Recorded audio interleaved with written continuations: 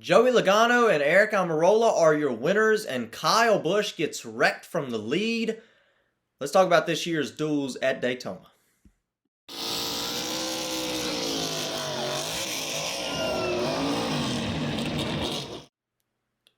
Hello everybody, welcome to Dirty Air. I'm your host Alex Lambert, and let's talk about tonight's duels at Daytona. We have a whole lot of action to talk about tonight. We set the starting lineup for the Great American Race on Sunday. We had one duel race that was fairly calm. We had one duel race that was a little bit more on the wild side. We'll obviously talk about both of those. We have Kyle Busch getting involved in a crash by Daniel Suarez while leading his duel race, and that was in duel number 2. We'll obviously get into that. That's a very hot topic. And then, of course, we'll talk about the two winners of the duel races, Joey Logano winning duel 1 and Eric Almirola winning duel number 2. So without any further ado, let's get into it. I want to start out by talking about the first duel. So I know the first duel was obviously more of a tame duel, not as much chaoticness going on, not as much chaos going on in the first duel, but let's talk about it anyway. Joey Logano wins duel 1 at Daytona, getting a push from his teammate. You can see the finish here.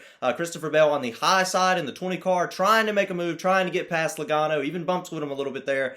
But you see Christopher Bell just had nobody pushing him behind. Joey Logano had teammate Ryan Blaney right behind him. If there's anybody at Daytona you want behind you to give you a push without wrecking you and to give you a good push, it's going to be Ryan Blaney in the 12 car. Ryan Blaney looked really good in that first duel race. He looked like he could make some moves, really did a good job pushing his teammate to the win. Ryan Blaney's always a threat when we go to Daytona for the Daytona 500 or any super speedway race for that matter, but I think he's especially going to be this year. Just looking at how well he run in the duels, how close he was a year ago to winning the Daytona 500. I believe he finished 3rd in last year's Daytona 500, was really close to winning that. And if you look at the last few Daytona 500 winners, and you can look at the winner last year was obviously Austin Cindric, and you can take a look at how their weekend went. You can take a look at how they did in the duel races in practice. In those duel races, Austin Cindric last year looked really strong, and that typically correlates. So we can try to take a look at these duel races and try to find out who could be a favorite, who could be in contention to win the Daytona 500 on Sunday, which is obviously what I am and many other people are going to do. So there were 6 open cars going into this weekend, cars that were not guaranteed into the Daytona 500. 4 of those cars made it in. 2 of those cars got sent home. You see here the list. The drivers in green made it into the 500. Jimmy Johnson, Travis Pastrana made it in last night after Daytona qualifying with their time lapse.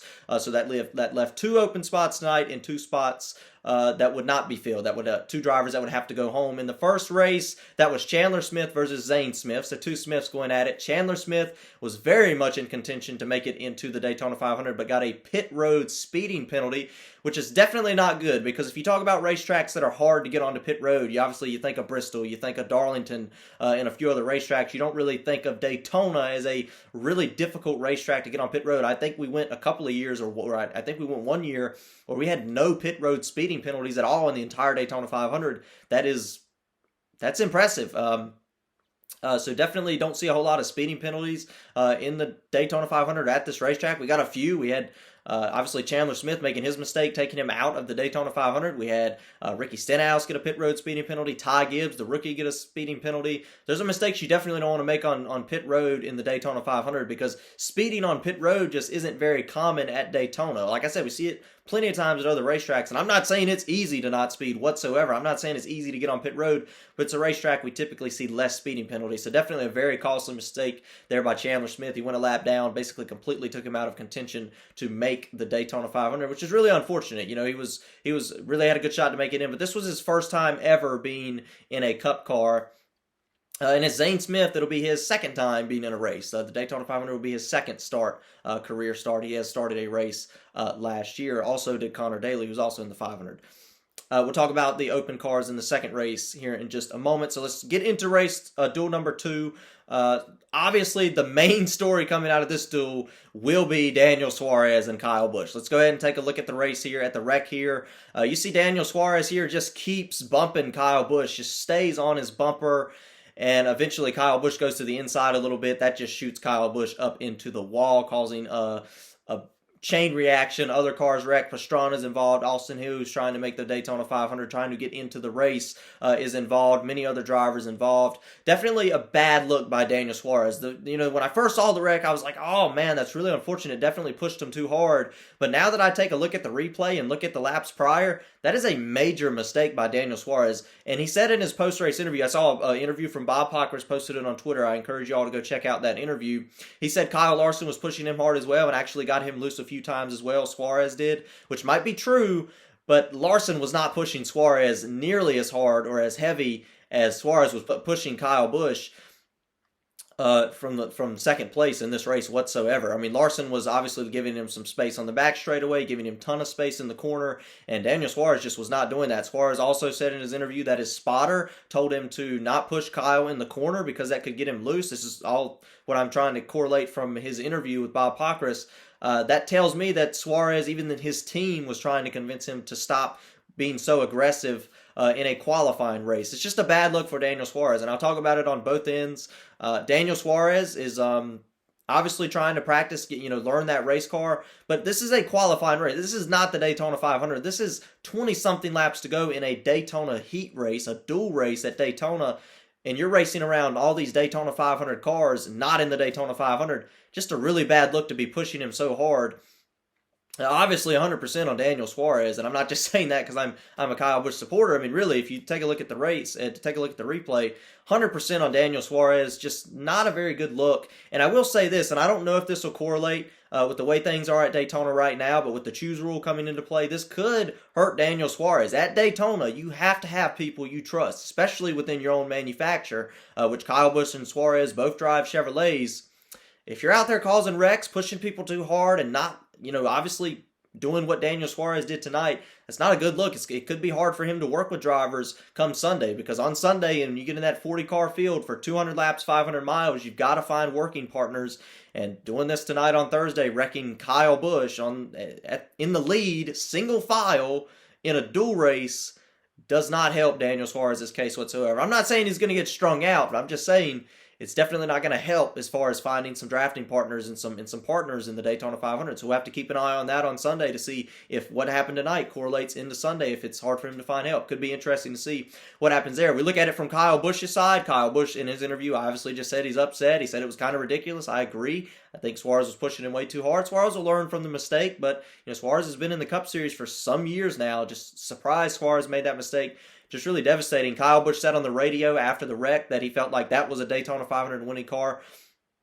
I think Kyle Busch doesn't have to worry. We get practice tomorrow at 5:30. We get practice on Saturday mornings. That's 2 practice sessions. I believe each one is an hour. So 2 hours of practice to set up Kyle Busch's backup car, which I'm sure he'll go to a backup car come tomorrow morning, or tomorrow afternoon, and we'll be able to see how Kyle can do that. I'm sure he'll work in some groups with the other Chevrolets and get a feel for that new race car. I don't think Kyle Busch should be too worried whatsoever. I know that was a really fast number 8 car. He was leading the duels. I know he's really frustrated he wrecked. Obviously kills the momentum a little bit, hurts the weekend, but I think Kyle Busch can take a deep breath and just focus on getting, and he will focus on getting that backup car tuned in. If you remember last year at Las Vegas, Kyle Busch wrecked the car, went to a extremely unprepared backup car that had Denny Hamlin's name on it, and was 2 laps away from winning at Las Vegas last year. Just wanted to mention that when talking about Kyle Busch going to a backup car. So it should be fun to see how he does going into Sunday for the Daytona 500. So let's talk about the open cars. I'm going to put up the same list again. Like I said, the drivers in green are the cars that made it in. The drivers in red are the ones that did not. The driver that missed the cut in round 2 or duel 2 was Austin Hill. Now, Austin Hill was probably going to be in. I believe Connor Daly in the 50 car for the money team had been lapped. No shot that he was going to be able to pass Austin Hill until that wreck that I just showed you with Kyle Busch damaged Austin Hill's car too much. Austin Hill was unable to finish the race. I listened to his post-race interview online. He was obviously very disappointed, upset about getting involved in the wreck. He said it was a single car run. He didn't think there was going to be any big wrecks. I agree. Just really unfortunate situation for the 62 team. They were really decent looking. They had a decent looking car, way better than the 50 car looked. But the 50 car called a break with the 62 of Austin Hill getting involved in that crash. That put the money team right there in prime position. And the money team, after not being able to qualify because of an electrical issue yesterday, after came out of pit road today for the start of the race, was bouncing up and down, major flaws in that car, major malfunctions underneath the hood of that race car or underneath that race car. Not sure what it was, but the car is definitely not set up for a race. They get 2 practice sessions. Like I said, same thing.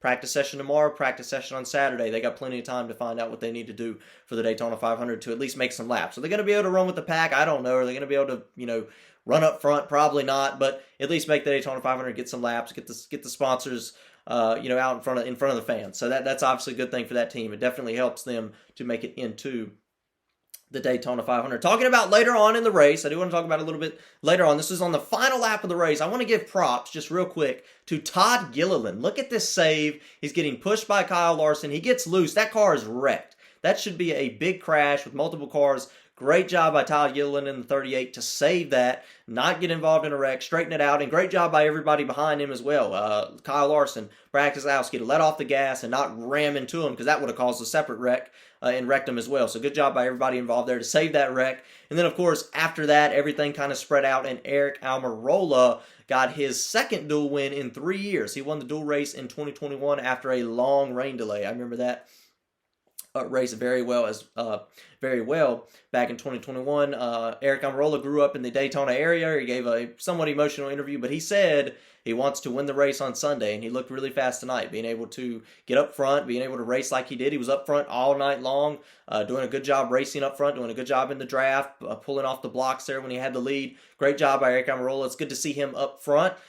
He could be a big threat for this year's Daytona 500. If you remember, and I know everybody likes to beat it to death, and everybody always likes to bring it up, he was just one corner away in 2018. So I just wanted to mention it. Just wanted to mention it. I know people are tired of hearing it, but I just wanted to mention he was really close, and he's been close a few times. He's got a Daytona win back in the summer in 2014. Did a great job holding off the field there till the rains came.